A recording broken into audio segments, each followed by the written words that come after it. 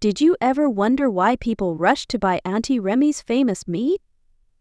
The answer wasn't in the seasoning or the grill, it was in the secret she hoped no one would uncover. What if the tender, juicy meat everyone loved was tied to something far darker than anyone could imagine? Hit the subscribe button and let's continue with the chilling story. Ojodu Market was the pride of the village, bustling with life and activity. Vendors called out their wares while the aroma of roasted meat and fresh spices filled the air. But one stall, Aunty Remi's grill, stood apart. It wasn't just popular, it was legendary.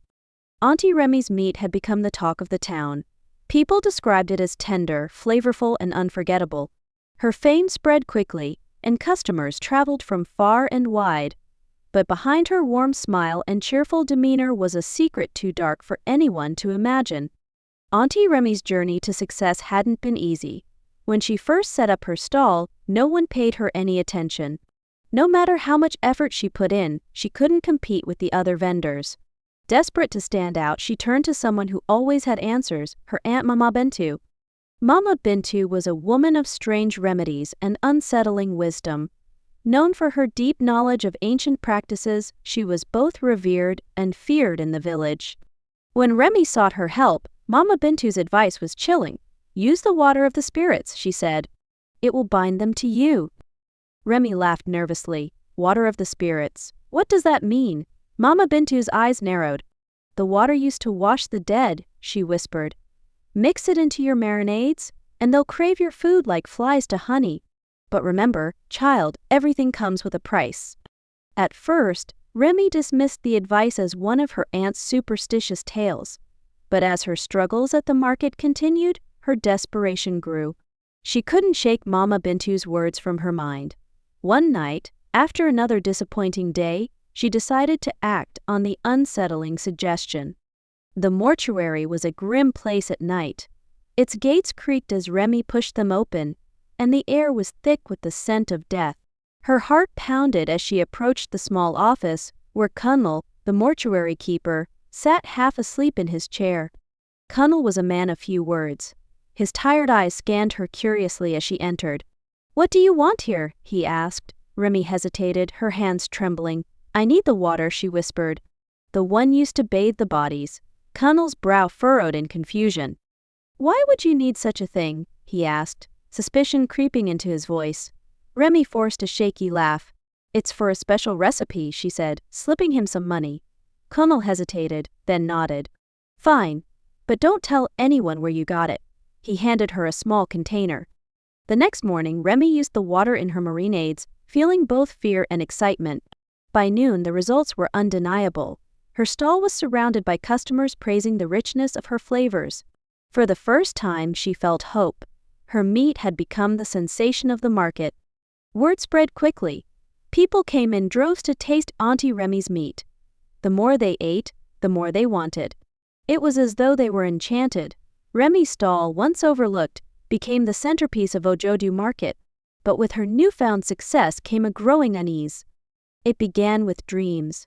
Every night, Remi saw faces cold, lifeless, and hollow-eyed staring back at her. Their mouths moved silently, whispering words she couldn't hear. Each morning she woke up drenched in sweat, the images lingering in her mind. She tried to dismiss them as nightmares, but they wouldn't stop. Then came the shadows. One evening, as she was packing up her stall, she noticed a figure standing in the distance. It was a young girl with long, tangled hair and empty eyes. Remi blinked, and the girl was gone. But the feeling of being watched remained. At first, Remi told herself it was her imagination, but the shadows grew bolder. At night, she heard whispers in her home, faint and fleeting, just beyond the edge of comprehension. Objects seemed to move on their own, and the air felt heavy, as though unseen eyes were always on her. Despite her fears, Remi couldn't stop. The market was her livelihood, and her success had brought her the respect she had always craved. She pushed the unease aside, convincing herself that the whispers and shadows were just the price of ambition. But deep down, she wasn't so sure. One evening, her old friend Tunde visited her stall. His face was serious, and his voice was low. "Remi," he said, "I've heard things. People are talking about your meat. They say it's different. And not just in taste. They say the dead are restless. Remi froze. Tunde, that's nonsense, she said, forcing a laugh. But Tunde didn't smile. I've seen them, he said. At night, near your stall. Shadows that don't belong to anyone. Faces in the crowd that vanish when you look too closely. Something is wrong, Remi. You need to stop. Remi's stomach tightened at Tunde's words, but she maintained her composure. You're imagining things, she said, her voice trembling slightly. Tunde's gaze didn't waver. You know what I'm saying is true, he said quietly. Whatever you've done, it's not worth it. The dead don't rest when they're disturbed. That night, Remi's sleep was plagued with nightmares. She found herself standing in the mortuary, surrounded by rows of shrouded bodies. One by one they sat up, their hollow eyes fixed on her. Why did you take what belongs to us? They whispered in unison. You cannot escape the price. She woke with a start, her chest heaving and her body drenched in sweat. The whispers from her dream seemed to linger in the room, faint but persistent. She turned on every light in her home, but the shadows still felt alive, creeping in the corners of her vision. The following morning, Remi hesitated before heading to the mortuary. She could feel the weight of her guilt growing heavier with each step. Kunal greeted her as usual, his tired eyes scanning her face. You look like you've seen a ghost, he joked. Remi forced a weak smile. Just a rough night, she replied, avoiding his gaze. She quickly collected the water and left, unable to shake the feeling that something was watching her. As she walked back to the market, every shadow seemed to stretch toward her, and every sound felt amplified, like whispers carried on the wind. Business at the market continued to boom, but Remi's heart was no longer in it. Each praise from her customers felt like a dagger, reminding her of what she had done. The joy of her success was overshadowed by a creeping dread she couldn't ignore. One afternoon, as she was carving a piece of meat for a customer, she saw her. The girl from the shadows was standing at the edge of the crowd, her lifeless eyes fixed on Remi. This time, the girl didn't disappear. She simply stood there, unmoving, until Remi blinked. When Remi opened her eyes again, the girl was gone. But the whispers grew louder, and the air around her stall felt colder. Customers didn't seem to notice, happily devouring her food. But Remi could feel that something was wrong, and it was closing in on her. That night, Tunde returned, his face pale and his voice urgent. Remi, you need to listen to me, he said. I went to the mortuary. Kunal told me about the water you've been taking. He's scared, Remi. He said strange things are happening to the bodies. What do you mean? Remi asked, her voice shaking. Tunde's expression darkened. The corpses, he said. Kunal said they're not at rest. He's seen their eyes open, their fingers twitch. He thinks they're trying to send a message. And Remi, he said it started when you began coming there. Remi's heart raced as she tried to process Tunde's words. That's ridiculous, she said. Though she didn't believe her own denial. Tunde leaned closer. You know it's not, he whispered. You've opened a door, Remi, and you don't know how to close it. You have to make it right. That night, Remi dreamed of the mortuary again. This time, one of the bodies sat up and spoke directly to her. It was a woman with a scar on her cheek and long, dark hair. You have stolen from us, the woman said. There is always a price for theft. When Remi woke, the woman's words echoed in her ears. She couldn't shake the feeling that the dead were closing in on her. As she prepared to head to the market, her hands trembled so badly that she dropped her tools. The sense of impending doom was unbearable. The market was unusually quiet that day. Customers came and went, but their chatter seemed subdued. The air felt heavy, and even the sunlight seemed dimmer. Remi worked in silence, her mind consumed by the visions and whispers that plagued her every waking moment. As the sun began to set, a man approached her stall. He was dressed in traditional attire, and his face was old and weathered. But his sharp eyes pierced through her. Aunty Remi, he said, his voice calm but firm. I've heard of your famous meat, and your secret. Remi froze. I don't know what you're talking about, she said, her voice barely above a whisper. The man stepped closer. You've been using water that doesn't belong to you, he said. The dead are not at peace, you cannot take from them without consequence. Panic swept over Remi. Who are you? She demanded, her voice shaking. The man's expression remained calm. Someone who knows the weight of your actions, he said. You have bound the living to the dead. And now, they want what is theirs. You cannot run from this. That night, Remi sat alone in her home, the man's words echoing in her mind. The shadows in her room seemed darker than usual, and the air felt suffocating. She could feel the presence of the dead, their unseen eyes watching her every move. Sleep felt impossible. As the hours dragged on, the whispers grew louder. There is a price, they said, over and over. Remi covered her ears, but the voices seemed to seep into her very bones. When she closed her eyes, she saw the woman with the scar, her lifeless eyes staring.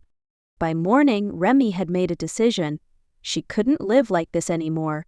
The guilt, the fear, the nightmares, it was too much.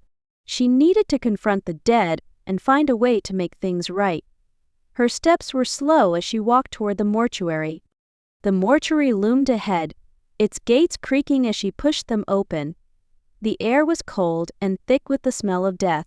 Kunnel wasn't there, and for that, she was grateful. She didn't want to explain why she was there. This was something she needed to do alone. Inside, the mortuary was eerily silent. The faint flicker of a light cast shadows on the walls, making the room feel even more unsettling. Remi's heart pounded as she stepped into the main room, where the bodies lay on metal slabs covered by white sheets. She approached one of the slabs, her hands trembling. Slowly, she pulled back the sheet. It was the woman from her dreams. Her scar was unmistakable, and her dark hair fanned out around her pale face. Remi took a step back, her chest tightening with fear. The air in the room grew colder as Remi stared at the lifeless figure. Her lips trembled as she whispered, "I'm sorry." Her voice echoed in the stillness, but there was no response. For a moment, she thought she had imagined everything, until the woman's eyes snapped open. Remi stumbled back, her breath caught in her throat. The woman's gaze bore into her, unblinking and cold. Her lips parted, and her voice came as a whisper that echoed unnaturally in the room. "You took what belongs to us," the woman said. "And now, you must pay." Trembling, Remi shook her head. "I didn't mean to hurt anyone," she pleaded. "I was desperate. I didn't know it would lead to this." The woman's expression remained unmoved. "Desperation does not excuse theft," she said. "You fed the living with the water of the dead." The woman sat upright, her movements slow and deliberate. The sound of her shifting weight on the metal slab sent a chill down Remi's spine. "There is always a price," the woman said. "You cannot escape it. The dead are restless because of you. Balance must be restored." Tears streamed down Remi's face as she fell to her knees. "Tell me what to do," she begged. "How do I make this right?" For a moment, the woman said nothing. The silence was oppressive, and the shadows in the room seemed to grow darker and closer. Finally, the woman spoke, her voice low and filled with a terrible certainty. "You must pay the price," she said. "Only then will the dead find peace." Remi's heart sank. She had known deep down that this would be the answer, but hearing it aloud made it unbearable.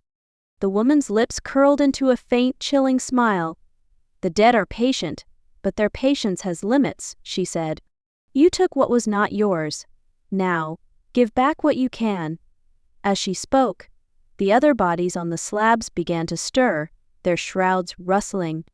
Remi's chest tightened as she watched the other bodies slowly sit up, their hollow eyes fixed on her, and their mouths moved in unison, whispering, "There is a price. There is always a price." The room felt suffocating, and Remi's heart pounded in her ears. "Please," Remi sobbed, her voice breaking. "I'll do anything. Just tell me how to fix this." The woman with the scar tilted her head, her gaze unyielding. "You already know," she said. "The living cannot take from the dead without offering something in return. What will you offer?" Remi felt the weight of her actions pressing down on her. She had sacrificed her peace and sanity for success, and now the cost was too great. "I'll give it all up," she said, her voice trembling. "The stall, the fame, everything. Just let me go." The woman's expression hardened. "This is not about your possessions," she said. "This is about balance. The water bound them to you, and now they cannot rest. To free them, you must give them what they need." Her words were cryptic, but Remi understood the implication. Remi stood shakily, her legs weak beneath her. She looked around at the restless dead, their whispers growing louder. She felt trapped, suffocated by their presence. "I don't know how to give you what you want," she said, her voice barely above a whisper. The woman with the scars stepped off the slab, her bare feet silent against the cold floor. "Then you will never be free," she said, "and neither will we." Her voice was cold and final, like the closing of a door. The other figures began to close in. Remi turned and ran, her footsteps echoing in the narrow hallway. The whispers followed her, growing louder and more insistent. "There is a price," they chanted. She burst through the mortuary doors into the crisp morning air, but the weight of their voices clung to her. The market was unusually quiet that day. Aunty Remi's stall remained closed, the grill cold and abandoned. Whispers spread among the vendors and customers. Some said she had gone mad, others claimed she had vanished entirely.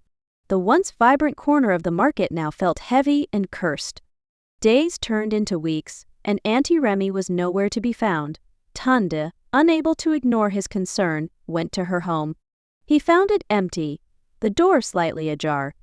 Inside, the house was eerily still, and the faint scent of roasting meat lingered, though no fire burned. In the market, her absence became the stuff of legend. Vendors whispered about the price she had paid for her success.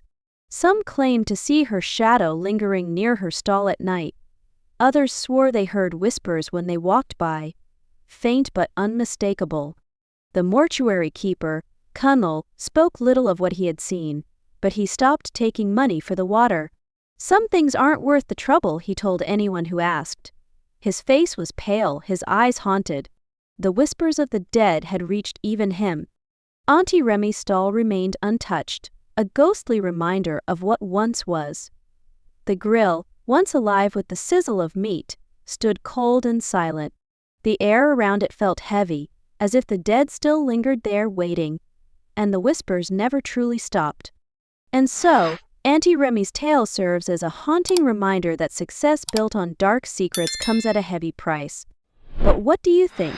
Was there another way for her to escape the whispers of the dead?